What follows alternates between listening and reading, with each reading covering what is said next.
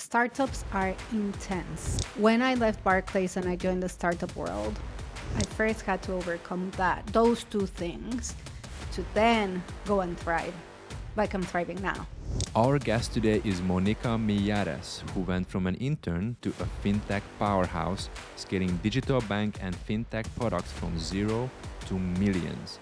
You may have already seen her speaking on global stages in Amsterdam, Vegas, Bangkok, and more. But her real success did not come from what you would expect. I wouldn't be where I am today if I would have not done all these modalities that I've done. I'm convinced of that. What is your top advice for product leaders on managing stress and preventing burnout? How do you see product leadership changing with AI and digital transformation? What were the biggest mental barriers or obstacles that you had to overcome in this journey? What are the most common challenges product leaders face when they try to step into a senior leadership role, in your opinion? That's a big question, but the biggest challenge is when you move from individual contributor to management or leadership. And what people don't think about at first, it's like, hey, yeah, I want a promotion. And their managers give the promotion or they get a new job.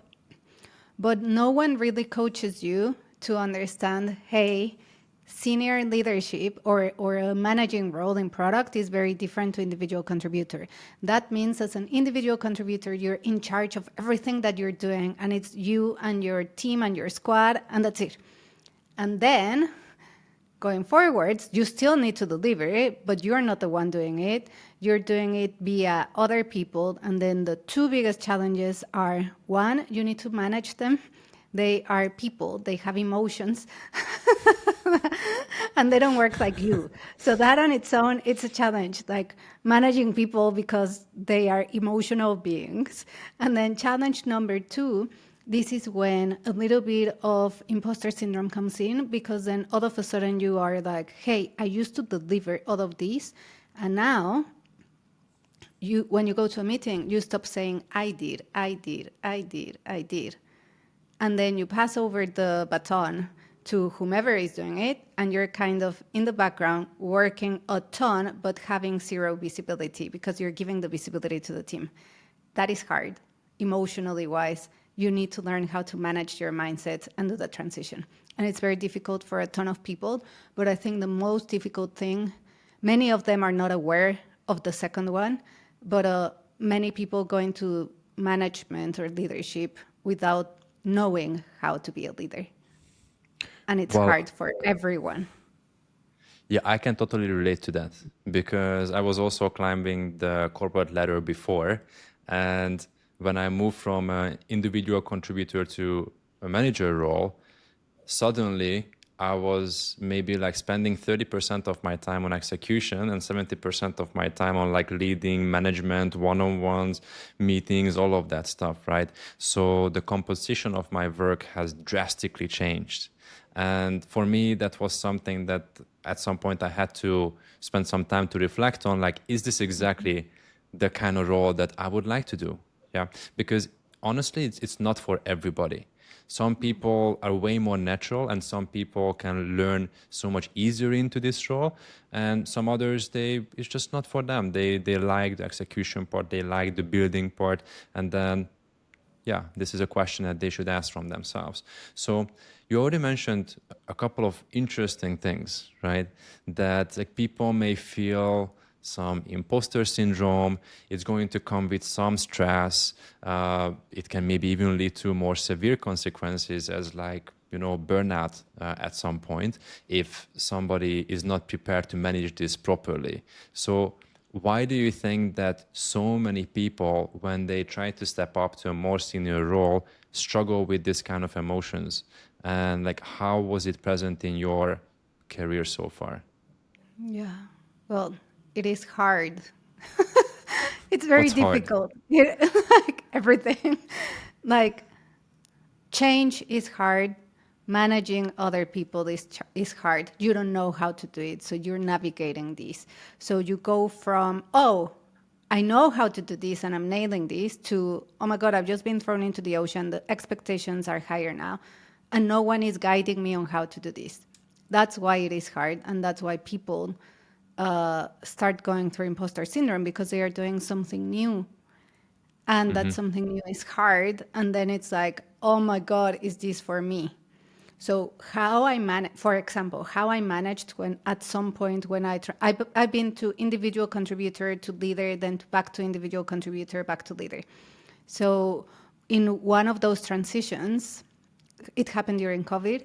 And then I was like, I struggled not delivering, but at the same time, I know I like building. I'm a builder. I like doing, but I also That's a like leading. huge one. Yeah. I like both, right? So then I was very conscious that just like in a relationship with your partner, with your boyfriend, girlfriend, you cannot expect your partner to be everything for you. You have to have your friends for different things. Therefore, in a work relationship, I cannot expect my job to give me all of my professional needs. Therefore, when I have my podcast and I started as a passion project, everything that was related to building, I could meet my building needs from my passion project. So that way I could manage both. Work I was leading, but the need to build was satisfied with something else, that it wasn't work. That's actually very interesting because, as you said, that in relationships, whether it's romantic relationships or friendships, not every friend and not every person is going to fulfill all of your different kind of needs. There are different types of friendships as well. So it's very interesting to see that how you actually substituted the lack of responsibility for actually building something else on the side for yourself, because the job that you have stepped into, which was a way more senior role, required something else from you than sitting down and building things, right? Yes, Yeah. So but do I'm a you think, builder, so I yeah. like building, so I do. So do you think that this is the main reason why it creates some sort of level of discomfort or even stress for some product leaders who step into this role? Or like, No, is there something else? there's something else. I think when you step up, the expectations are higher, and then people see you as, hey, you're a lead, hey, you're a senior, hey, this, and you're supposed to know how to do this. And your manager, most of the times, doesn't have the time to teach you and handhold you.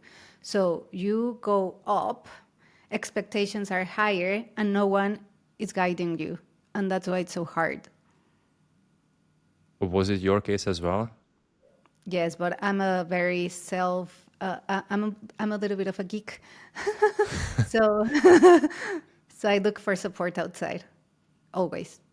Like, and Okay. outside means either I reach out to mentors, or I reach out to YouTube, or reach out to podcasts, or I do a lot of journaling and I just like figure it out. But I'm aware that I need help somewhere. And I guess like biggest mistake number two is people are scared to ask for help. I'm not. I just ask for help because I know when I need help, and it could be silly for me not to ask for help. So I don't have the thingy that stops me from asking for help. I actively look out for help. Yeah, I can totally see that happening, especially when someone just literally stepped into a new role and expectations are high. And then suddenly there is like a crazy amount of responsibility, and you don't really have the experience of how exactly to manage things, right? And then people have this belief that, like, I was put in this position to fix these things and I'm responsible for this one, and they expect me to fix it, right? And then they just pretend that they figured it all out and they already know everything what they need to know, but that's not the reality.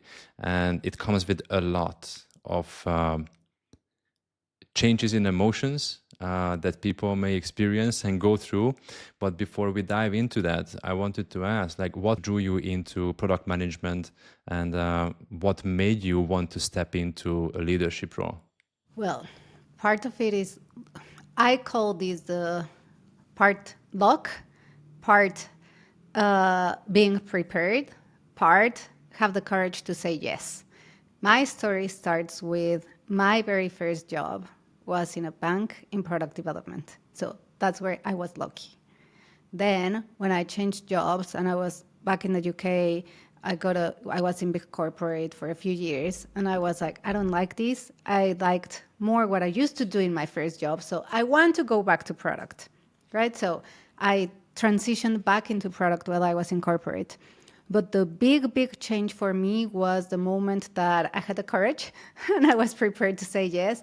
When I left corporate, I left Barclays and I jumped into a fintech startup. This is almost 10 years ago. There was no fintechs then. It was like very the start of fintech. And that's it. I jumped into a ship to go and build something from scratch. It was just beyond building product. It was just building a bank from scratch. So that was like the biggest trigger. And once I was in the startup world, then again, it was a mix of luck, being prepared and saying yes, that the opportunity came up to leave the UK and move to Malaysia to help start one of the first fintechs here in Southeast Asia. And that the big difference between these two roles was, in one, I was an individual contributor in the team. The other one, I was coming as the leadership team, right? So it was a mix of everything. And did you always know that you wanted to step into a leadership role? No, I always struggled. Like, I'm originally from Mexico. Yeah. So when I moved to the UK, I always struggled to find a job because I needed a visa. And this is my biased view, but there's some reality behind this. When it comes to junior, fresh graduates finding a job in the UK, the odds are against you because you don't have a visa. So it's first British, then Europeans, then Americans, then Commonwealth, then the rest of the world. And that is when it comes to getting the job and getting hired, because they need to sponsor the visa. And once you're in the system, the same applies when it comes to promotions. Biased based on reality. So even though I knew I was really good because I was always really good at school. So by definition, I thought I was good at work, and I was. Even though I knew I was really good, I always struggled with the promotion ladder and all that stuff. So I just did my best all the time. So I didn't pursue something that was so biased outside of my control. I just did my best, and my strategy was like, just be the best. And people will see it, because in the UK, it is not who you know, it is like you deliver, it's meritocracy, and then you start moving. And that's the game I played. Yeah, so I can understand that the legal structure was kind of against you in order for you to obtain the position that you envisioned for yourself. But looking back to the early days when you just started off, did you know that, okay, this is not where I would like to stop. This is not where I would like to contribute only. I would like to step up to a more senior role and potentially lead and manage people. Did you know that you wanted to do that, or it kind of just like evolved for you as you were going? I don't remember what I was thinking back then in terms of specific leadership, but I do remember I I have a weird obsessive personality. Like, since I'm very young. I think like That's it. most ambitious people have it. Yeah. Yeah. So I do remember when I was first starting my very first or second job in the UK. And of course, I was like young and ambitious and energetic, and you don't see the reality of all the blockers that are in front of you, which is good. But I was a big fan of what I used to call extraordinary living. That's it. Everything for me was extraordinary living, and that just meant like going for more, right? That's what drove me, What is that? probably. What is extraordinary living? That was a mantra I used to live by back then. It was everything is like amazing. You know, you can have it. It was you can have it all. You can have the health. You can have the friendships. You can have the business. You can have the relationship, the job. But it was a belief system because I didn't have the money. I didn't have the boyfriend. Like I didn't have all these things, but still I believed in that utopian world in my mind of extraordinary living. And you just push through. And then as you were like pushing through, what were the biggest mental barriers or obstacles that you had to overcome in this journey? Oh, many, many, Many. many, many. Okay, let's dive into a couple of those. I think this is what excites most people because everybody sees the tip of the iceberg and they see where they are. But the question is, what's behind? What is it that it actually took to get there? What are the challenges? What are the obstacles? And how someone actually managed to overcome that? And I feel that we don't talk about enough this. So people usually tell me, hey, Monica, you're so positive. Yes, I am. And I always see the positive things. I can But confirm that. yes, at work and outside of work, even when we're going through crap.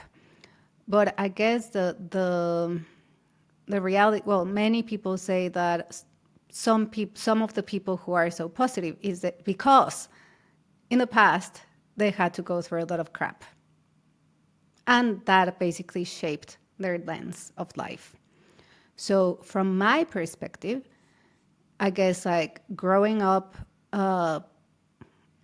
like I was not the popular girl. On the contrary, I was a nerd, and I was called names, let's say. So as a result of that, I had very low confidence, and my low confidence in this side, it was overcompensated with being really good at school, right? So I always had to be the best. That was one, like growing up. But then in my early 20s, well, when I was 20, my mom passed away almost unexpectedly. So that shift, like that changed my whole life. So at 20, I had like something horrible happened, but at the same time, I had the blessing to taste death, like at a very, very, very young age. And then And do you once you think that have was a that, good thing or a bad thing? a Because good as you are thing. speaking of it now, it almost sounds like that you consider it as a blessing, Yes, it was a, well, that's which why is I pushed strange through. to hear. Yeah, I pushed through, right? Because it was absolutely horrible. But because of that, like, I became who I am. I had a lot of pain. And then all the things that I had to overcome weren't not even because of work or living abroad. It was because of the internal pain that I had. I first had to overcome those two things, to then go and thrive like I'm thriving now. I've overcome all that now, and I'm like super thriving in different areas of life, and I'm very happy and peaceful with myself. But the things that I had to overcome were not only work structures and stuff, mainly were those two events in my personal life. So But if I those, look now, they were blessings in disguise. yeah, so Difficult to overcome. yeah, but as you said, these kind of major life events fundamentally shape the person who you are and who you become. I can see where that relentless drive came from for you. And how did it look like just in career? So you already had like a set of personality and character traits that you were bringing with yourself. What were some of the other obstacles and challenges, or even like mental blocks that you had to come through as you were leveling up at work? The biggest one, like one of the biggest questions I get all the time, it's, well, I work in fintech. First, let me step back. I work in fintech. That's financial services and technology. These two industries are male dominated. That's it. Very male dominated. So now you put them together and it continues to be very male dominated. And it's not just about having many men in the room, it's because it's also the energy and the dynamics of how those things work. So the most common question I get is, what are the challenges of being a woman in a male-dominated environment? And genuinely, I say, actually, I am not sure. I don't know, because my biggest belief since I started my career in the UK was not being a woman. I never realized I was a woman until once in a while. That sounds weird. I never realized I was a woman in a male-dominated environment until I was like in Canary Wharf in the lifts, and I'm like, oh my god, I'm surrounded by white men. Like I'm the only girl. But that's it. But the thing that always was in my mind was, I'm a Mexican girl with an accent that people don't understand. And I'm competing against everyone else in the room, who they are just like ahead of me just by being born British and having a nicer accent. That was my biggest limiting belief. That was your That's personal limiting belief. Yes. So everything that I struggled with at work, I believe, was rooted on that. Okay, so So you I was felt always that the you were best. already at a disadvantage. And Yes. then how did you deal with that? Because that can really like fuck with your confidence and A how you lot. approach things. And then you're just gonna push yourself to the absolute limits. So yeah, let's stay on that one. I think that's interesting because I also feel that when people are making their step towards the dreams and the goals that they have, so many have this victim mentality that like, oh, it's beyond me, like I'm at a disadvantage. And yes, in certain cases you are, but this is what life dealt you. So how did you approach your limiting belief in this situation? I think I am also very fear-based. So I always look at the alternative. I'm like, Elaborate. and you're right, right? You just said like it pushes you to the limits in an unhealthy manner. You used another word, but it is true. It is true. Like, but from my perspective, I left Mexico. It's a beautiful country. It's a nice country. People love digital nomading there, but the country has many issues, and I don't want to go back to live. I want to go for holiday, just like everyone else does. So for me, the alternative of not staying in the UK was going back home. So I cannot go back home. Therefore, I must continue no matter what. And I did whatever it takes. I'm of a whatever it takes mentality type of person by now. Or back then, I think like back then I was more like that. I would like to dive a little bit more into the mindset here. It just reminded me to one experiment that they did with rats.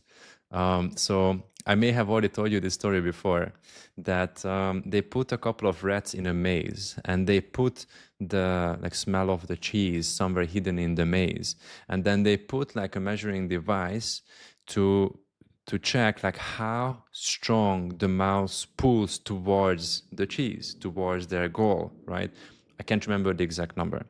And then they did another experiment that they put the scent of a cat, something to run away from. And what they found is that like running away from something, the subject deploys even way more energy to run away from something than towards something. And when you have both, that you're running towards something and you're running away from something, like that's the ultimate situation where you can deploy all of your force and energy in order to go towards the things that you want That's in your me. life. So, so that's you, right? Yeah. And so, what approach did you take? At the end of the day, you still play mind games with your own mind. So, like, what were the things that you did in order to address that or just have a bit of an edge in this situation? The first one was, well, I left Mexico and I moved to the UK to study my master's. Yeah. When I finished my master's, I went through what I call the quarter of a life crisis. And this was in the middle of the 2008 2009 crisis. I was lucky to have a good job. That's how I managed to stay. But I was semi depressed, right? Because it's like I had no friends because all my friends didn't get a job, so they went back home. So it's like I had no friends, I had no boyfriend. It was rainy, dark, but most importantly, all my friends at home at 26, 27 years old, men and women, all of them were married, and I was not. So that was like the cherry on the cake that made me go into the quarter of a life crisis. And this is important because of that down, it was not fun. because of that, exactly, you have to find a way to survive. And then one of the ways that I found to survive, I discovered coaching, I discovered laughter yoga. So I did two very specific things. I became a laughter yoga instructor for about a year or two. So that was my passion project number one. And that was amazing. That's the thing that, like that it brings you energy. And then the other one, like, given that my biggest pain point was not being in a relationship, there is a very now famous dating coach called Matthew Hussey. I met him. I met Matt 10 years ago in the UK when he was just getting started. A friend told me, like, this is real story. One of my friends, German guy, we were talking about boys probably. And he was like, Monica, you have to check out this page. And he sent me a pickup artist page. And I was like, dude, what is this? Like, what are you... He was like, just be open-minded, check it out. They talk about everything and anything.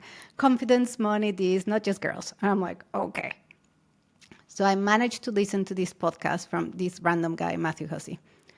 And at the end, he says, oh, yeah, that's all on confidence, but now I coach women on how to basically find love, right? And it's like, and I have a company called Meet the Guy. So basically, I went to his seminar, like very randomly on a Saturday. I went like for 2-3 hours. I was like, this is the craziest thing ever.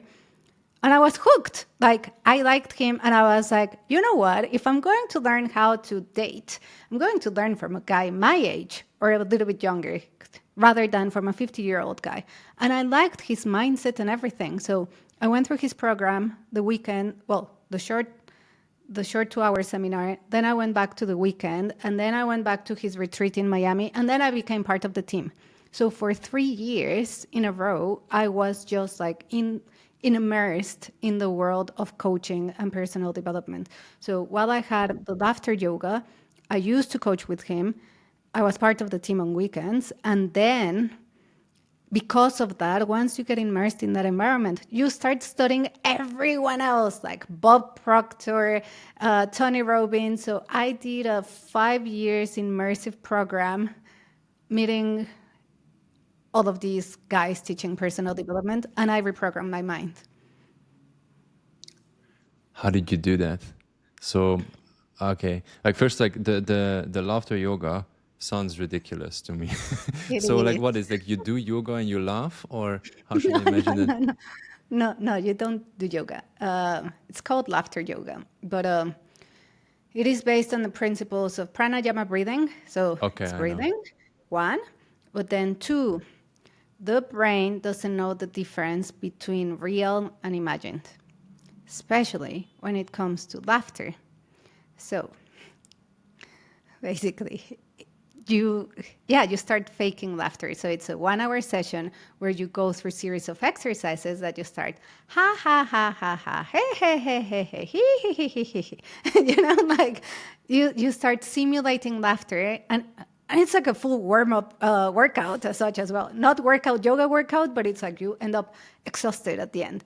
But it's 1 hour of putting happy hormones in your body just by laughing. You start with ha ha ha fake, and then you finish with what I called a fountain of laughter. Everybody lying on the floor, just like laughing out loud. It sounds quite hippie, but it is. I love but it. it's amazing. Yeah, I'm like, it's amazing. And Yeah, that's it. I'm sure you have seen those videos when this guy just gets on the subway and he On the starts train. laughing at something, Yes. and then everybody else starts laughing. Very, Yeah. very interesting how that works. So yeah. So that's the laughter yoga. But then on the coaching, so like you were still like climbing the ladder as a product manager, product leader, as you were doing all of this stuff on the side, right? Yes. Okay. Yes. And you said that you reprogrammed your mind. Yes. What does that exactly mean? What were the different kind of practices, or what were the different kind of areas that you have explored during these 5 years that makes you believe that you have programmed your own mind? So I did a lot of work. I may have forgotten the technical names of the modalities, but I did do a lot of work. I did a lot of work with Matt. starting with the best way to attract a partner is to become the best version of yourself. That's it. And to be very clear on what are your values and what are, what's the vision of your life, what are your standards. So I started with that, like very conscious work. As a result of that, well, but I think most of us, I had pain inside. So pain will hold you back. It's like you have like this hole like in your heart properly. So you have to heal. And healing is difficult. So because you have to face the pain and you have to face the fears and the insecurities and the past to then go and create that amazing person for the future, right? So not only I started with a path of this resistance that it was let's create this thing, right? Then once I had clarity on that, I started going very deep on all the work that Tony Robbins does. And I went to all his live seminars, the 2 days ones, the 5 days ones, like all of those. And I think Tony Robbins does a lot of subconscious programming. And he has one exercise that anyone who has been to his events knows it's very, very powerful. That he has the full room, 5,000 people crying, screaming. Like, it sounds weird, right? It's a cult. Yes, it is like a cult. But it takes you to a place where you continue in this path and you do not change and you see the worst pain and possibility if you continue this way. And it imprints an image that it's very harsh in your mind. And then subsequently, he takes you to the world of, and now I need to change. And now it's in me. And he imprints that in you. And this process has a name, I just don't remember it. So I did that with him in one of his events. That's very powerful. And that image just like, it comes back to you. It's so painful that you're like, I don't want that. Exactly. We run away from pain, right? It's like, I don't want that. And then you just find the energy of, I'm in control. I did use, some people don't believe in incantations. I used them many, many times in the past. Because when you're in a deep place of insecurity and pain, like you try everything basically. And then I could read them out loud. I could go for a walk and like chant them out loud. Yeah, people can hear you. It doesn't matter. Everyone's crazy. And I started with that. And then I was like, oh, but these incantations things are not working. Like, because they are not. And then you're like, oh, that is just like a very deep level. And then you need to go deeper, right? And I think that's when many people, including myself, that's when you start discovering spirituality. And you're like, hey, you have a little bit of faith. And then you discover a little bit of trying a little bit of hypnosis. And then you also try a little bit of actual therapy. All these years, I did all this coaching and all these things, and I avoided therapy. But at some point, you have to face it. So you go back, you go to the therapist, it's a good one. And you go through your crap and you overcome it little by little. It has to do a professional way. What I learned is it will take however long it needs to take at your own pace, and you will open the Pandora box at your own pace. And eventually you'll be like, there's nothing else in there to heal. And you're like, oh, this is cool. There's no anger, there's no sorrow, you're like at peace. And when you're internally at peace, you stop chasing the ladder, the corporate ladder. You stop chasing success. And you stop running away from everything because you're at peace. And then that's when everything starts getting better, right? Because you're living in flow, because you're at peace. You are at peace with what? With you. Okay. Yeah, I think that's probably one of the most important things that someone can accomplish. Yeah. Otherwise, you're always going to act out of insecurities and fear. Yeah. Yeah. Until you do the work to peel off all the layers of conditioning that's not meant for you or not serving you, so you can finally find your true authentic self and have the courage to let that shine through all of your layers, Exactly. right? What were some of the other modalities that you have used or tried during these 5 years? You already mentioned a couple, but I'm curious, like, if there is anything else that you feel that made the biggest difference for you during those years. Um, well, those years are still as of today. I still use all these modalities. Okay. There's two. The one that I rely on the most, especially when I get anxiety, breathing. Everybody has like meditate. I go back. My default now it's like meditation rather than incantations. It's like meditation, and I need to ground myself and center myself because if I ground myself, I'm good. Otherwise, like I work from fear, and I don't like that. So I need to center myself. The how I center myself, it can be a quick meditation from somewhere online, or breathing, pranayama breathing, or Wim Hof breathing, whichever type of breathing, because breathing actually changes your physiology. So that's the fastest one. And what I do is I do it in the mornings. If I get these anxiety feelings at work, I do it by my desk and no one even notices. The some like I like doing the breathing, like closing my nose is the other, that if I'm at home. In the office I'm not like, what am I gonna do? I don't do that. But I do take a second in the middle of a meeting and I breathe. So breathing is, it doesn't cost any money. Like, It's for and free. you can do it instantly, wherever you are. Like breathing is the modality that has helped me the most. And then one of the, I guess, intense exercises that I've done is I did do 10 days of silence meditation about 4 or 5 years ago. So I went to Thailand to a temple. It was not a retreat in Bali that everything is beautiful. No, no, no. It Which was temple like was that? Was it up in the uh, north? the one in Chiang Mai. Yeah, the one in Chiang Mai, the big temple Oh, in Chiang Mai.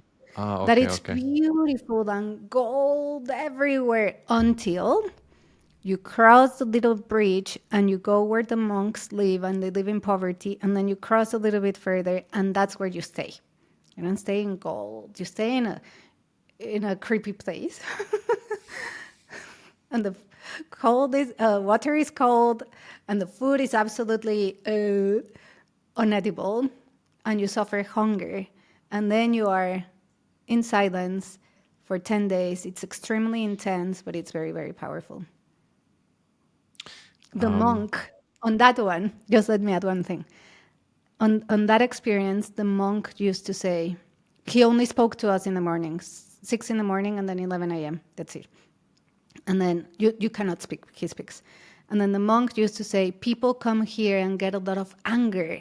They are like, when they are at home, they are angry at the wife, angry at the boss, angry at the traffic. They come here and none of that is here and they feel angry. And everyone feels anger or sadness or whatever it may be because it's inside of you. So when you spend so it's 10 not the days, external, it's actually the internal it's that you are inside of you. experiencing. So when you go for 10 days in silence, no computers, no phone, no books, no notebooks, no nothing, just 2 meals, 18-hour fasting, like it's very, very, very intense. That's deep. Yeah, I also experienced it myself as well. Also, the first time in Thailand, a bit more north, I went to a monastery close to Pai in the middle of nowhere. And yeah, just I strongly encourage everyone who is listening to this conversation, just go with that speaking for 2 days. Don't communicate just at all. Like, not no signs, like no verbal communication, like none of that stuff. Just try. It is incredibly difficult. It's so difficult. And but then you are going to start experiencing a change, because all the energy that you use on a day-to-day basis to express yourself, you retain all of that energy for yourself, and then that energy is going to start flowing somewhere else inside of your body. And this is where change starts happening. We can have a completely separate discussion on my experience, which was absolutely mental. But yeah, I can see the benefit of doing something like that. And just to add to that, the other one is fasting. Fasting for long Okay. periods of time. Yeah, I've also done fasting, and I think fasting is amazing because it takes so much, like you said, talking about energy.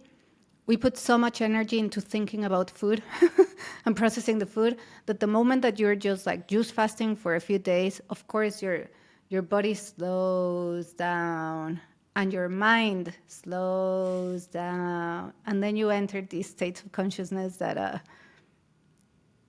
lead it's conducive to a lot of self-awareness, and then that can be translated into high performance or flow. Yeah, this is very interesting to see that your actual success did not only come from hard work, No. dedication, focus, the drive to prove myself, the fear of going back to where you came from, but also from all the work that you did within yourself, right? Self Yeah. development. And Yeah. then like it's also very interesting to see the different kind of modalities that you have tried and you are also practicing today. How do you think that this work that you have done within you translated into becoming a better product leader? Oh, 100%. Like, I wouldn't be where I am today if I would have not done everything, all these modalities that I've done. I'm convinced of that because when I left Barclays and I joined the startup world, startups are intense.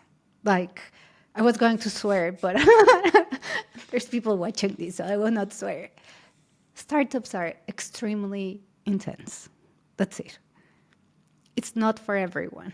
And then within my first 6 months in the startup world, I was convinced that the only reason why I was still excelling and being in high performance in this world was because I had done years and years and years of coaching and focusing on my mind and my body, like my I have like so many health practices, like all of that are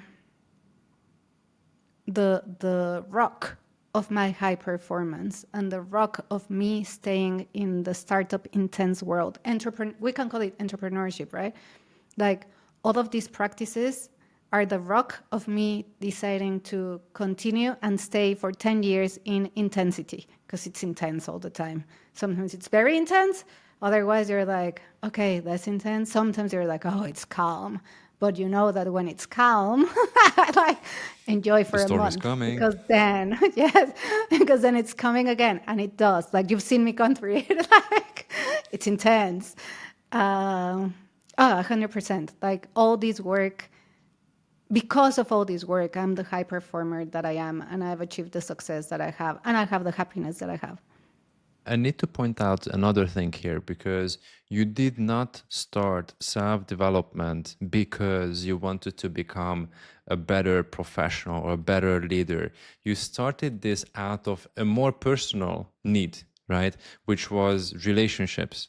So, because you already had the awareness that, okay, I may be excelling this line of life, which is like leveling up in my career, but I still feel that maybe like my relationships are kind of like get stuck on a certain level, right? So Yeah. you were real and honest with yourself. And then that was the element that actually put you into working on yourself and face yourself. And this was the element that put you into investing years and years and years into personal development. Um, what do you think that was different for you compared to most other people who do not take stock of these parts of their life? Because I think most people are in denial. I was at least in denial when I was going through these kind of things because I saw that professionally I was leveling up. I was achieving what I set out for myself to achieve. I started to make money. I started to increase my status. So on the surface, everything was looking great. But if you know my story, in reality, it wasn't, right? So where do you think that most people fail? to recognize the actual need that there is something for them to work on. Yes, I think your story is much more common for people of certain level. Let's say in Europe, we can say almost everyone has, because of how Europe as a society works, almost everyone has a cushion, right? In Latin America, you are lucky to be born in middle class upwards. The challenge of growing up or having a comfortable position is that you have a backup plan. It's comfortable, and you just complain about little things. So I think the great majority of people fall in that category, or it used to, at least when I was growing up, right? Well, growing up in my 20s. But I think what is different, and I've heard this term before, that it's like the immigrant mindset, right? So anyone who has been an immigrant knows it's hard. So moving to the UK, even though I moved to study this, the other, but like, you're like a 25-year-old girl, like in the middle of London on your own, like with very tight on money, like it's hard. So it's just out of necessity that you have to survive. And then when you're back home, you're surrounded by your family. That's it. You have support networks. When you are in another country, you don't. So you need to rebuild that, and you just rely on yourself and your ability to make it work. So I think when people go through experiences younger in life that they're put in that position that I have to make it work, they have that switch that it's like, oh fuck, I have to make it work. And they go through all these modalities. While everyone else, it's the analogy of the pot of warm water and the frogs. Have you heard What that? is that? No. So you have a pot of warm water and you have a frog. The frog, if it was like hot water, and you put the frog in there and it's hot, the frog will be like, wah, and they'll jump. But if it's warm, like, na, na, na, na, na, na, na, na, and then you kill the frog eventually because you boiled it over time and it's killed, it's dead. Okay, Because I the think I pain was understand. not good, the pain was not high enough. Uh, so Yeah. that To make a analogy of change, right? So the pain yes, was not that painful to make a to make a change. change. Yes. So for many, many people, that pain is there as a niggle. It's like a afterthought. For many, many, many, many, many years until the pain is unbearable. And Because usually we it have comes a, in a form of rock bottom. And that's when yes, people realize that, oh shit, I messed up. yes. And I personally think we have a mental health crisis. I believe that. I think we are in a mental health crisis across the world. Doesn't matter if you are from a wealthy country, developing country, like we are in a mental health crisis, in my opinion. And it's partly because of that. We've been like boiling through this pain a little bit and the support, and yeah, the world is a little bit messy right now. But people are in pain. And some people, and not only mental health crisis, like financial wise, like just gets tighter by the day. And it's like everything gets more expensive by the day, and then people are struggling. So I think right now what we're seeing is people reaching that moment of, oh my God, I need to do this. I need to do something about it, because otherwise, what's the alternative? The alternative is even worse. So I must put myself back into work and like get rid of my emotions, work on it, do whatever it takes. And then that's why we're starting to see a lot of change as well, like people getting into personal development. Steering back to product leadership, stepping into a senior role, all of that. So yeah, I firmly believe what you said, that it's very difficult to outwork and outgrow your own level of self-development. How do you think that the practices that you have done made you to become a better senior product leader? Like, can you give maybe a couple of Yeah. practical examples? Yes. Need to be super strategic. That's it. You need to be strategic about your career. And what I do is for years, like I've been doing this for years, probably 10 years. Every few months, I craft my strategic development plan. I don't wait for work to have a development conversation. I go and create the, hey, where do I want to be? I want to be here. Okay. And here it doesn't mean which title do I want next or which money do I want next. It is more of a, which capabilities do I want to develop? Do I want to be more, when it comes to specific to product, let's say, do I want to be better in crafting product strategy?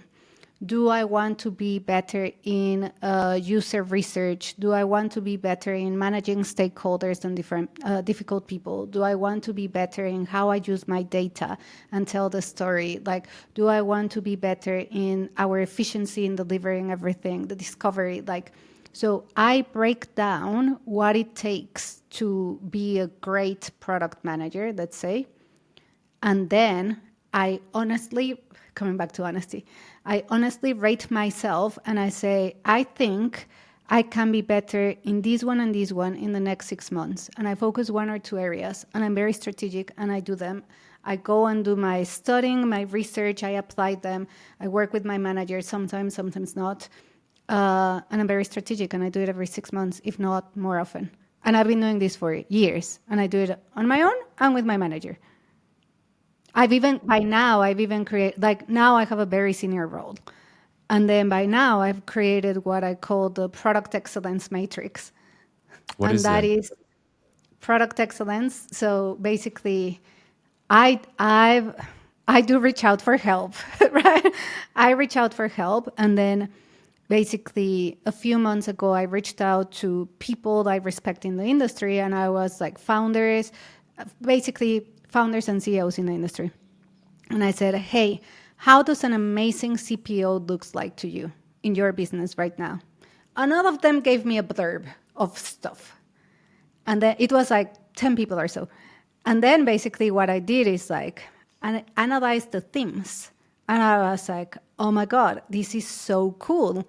And I created what I call the CPO excellence, the product excellence playbook. It's not even playbook, it's a matrix, it's a table. And I have it in the background of my screen at work. And I see it every day. And then I ensure that I focus on those things. So I forgot the question, but basically it's being very strategic such that I identified what makes great and excellent in my discipline, and I constantly work on it and I constantly develop my skills. So for example, right now I may be I'm in the constant pursuit of excellence, I think. If you tell me, hey, Monica, people watch me and they're like, you're great or you're really good. And I'm like, no, but I want to be the best in the world. I want to be really, really, really excellent. And that means mastering everything. I'm not going to master that list at the 100% each, because for each of them you need to be a specialist, but I can master each of them at a really, really, really, really good level, and that will be like excellent. So I would say strive for excellence in your unique discipline and identify what that means. I'm still trying to see the connection between the personal development that you have done for yourself, how it made you to become a better senior product leader.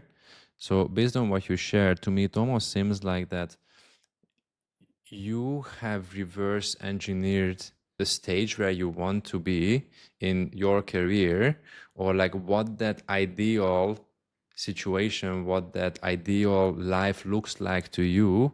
And then now we talk about career, but you are applying the same principles in other areas of life as well, right? So you start with relationship, and then you, okay, first you admitted that I maybe have something to work on, then you seek that for help, then you learn from the best, and then you started to work and improve those parts of your life, right? And you are applying the same structure and strategy in your career as well, that what it actually takes to become a great CPO, identify the areas that this is what it takes. And where am I? Here, here, here, here. Okay, here I score high, here I score low. Okay, so I need to work more on this and that area, right?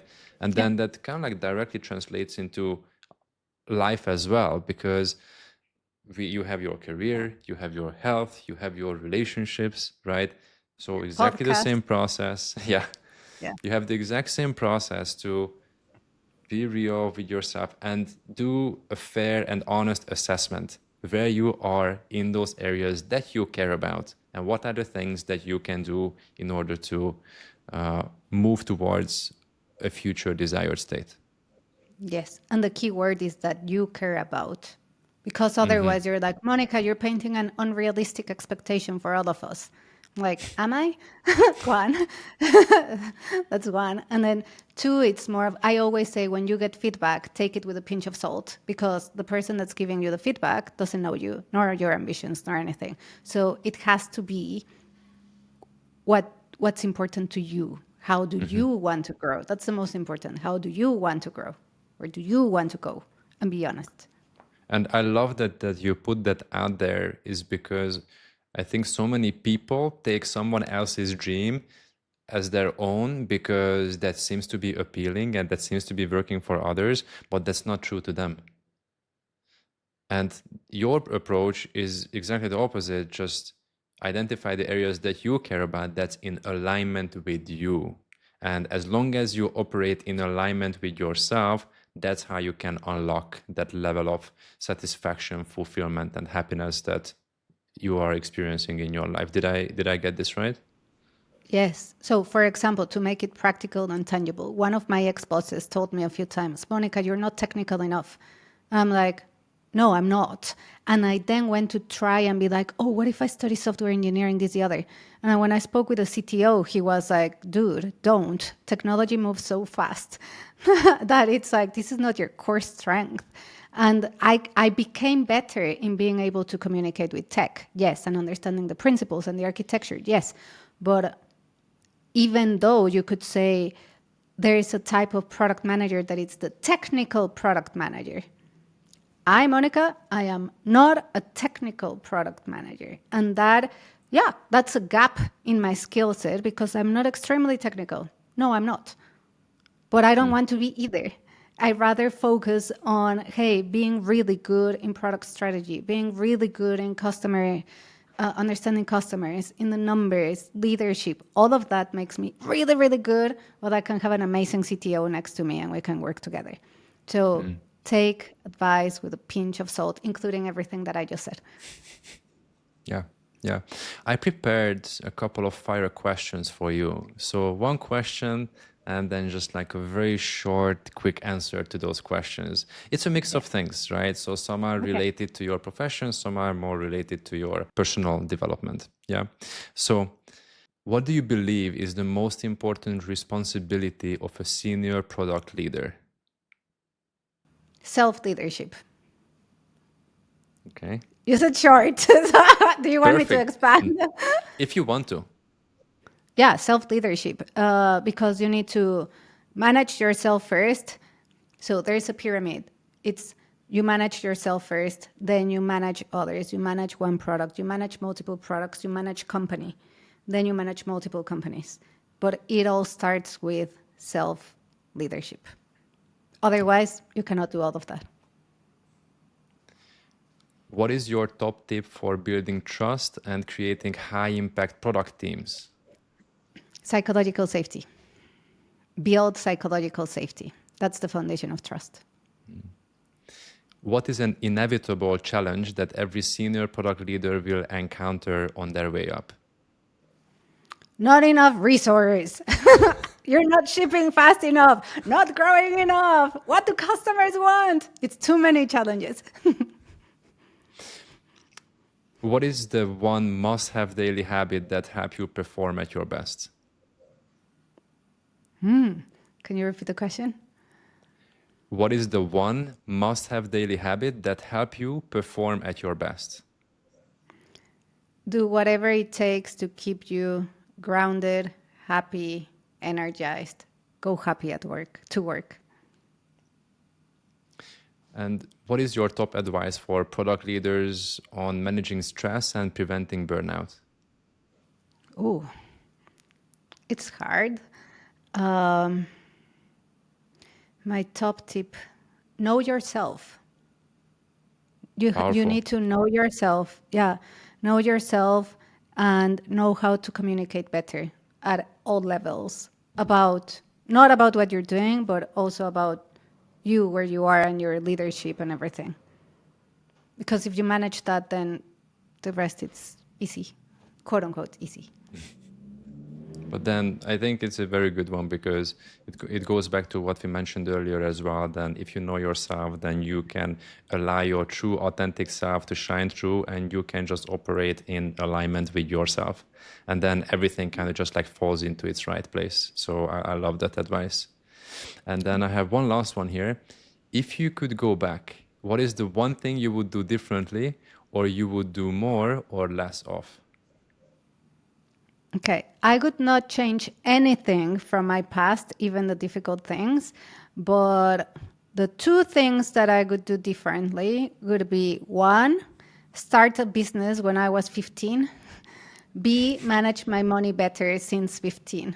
And the reason why is because we start our journey with money way later in life, and very few people are mastering that. But when you have financial security, not even like financial freedom, financial security, a ton of stress goes. When you have some more financial resilience and financial abundance, you can make decisions. You have access to more opportunities. You don't have to stay in a work that you don't like just for money, or a relationship for that matter. So yeah, I could have looked after my money way better since I was 15. I think that's an advice to everyone out there. Yeah. Okay, I have a couple of more here. Okay. You can, of course, like elaborate on it more if you feel, but you don't have to.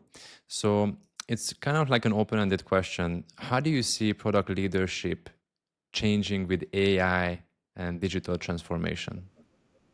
Oh, that's a good question. Okay, so number one, specific to leadership, we will have to manage anxiety. Not from us, but from the team. Because there's a lot of fear of AI is going to replace us.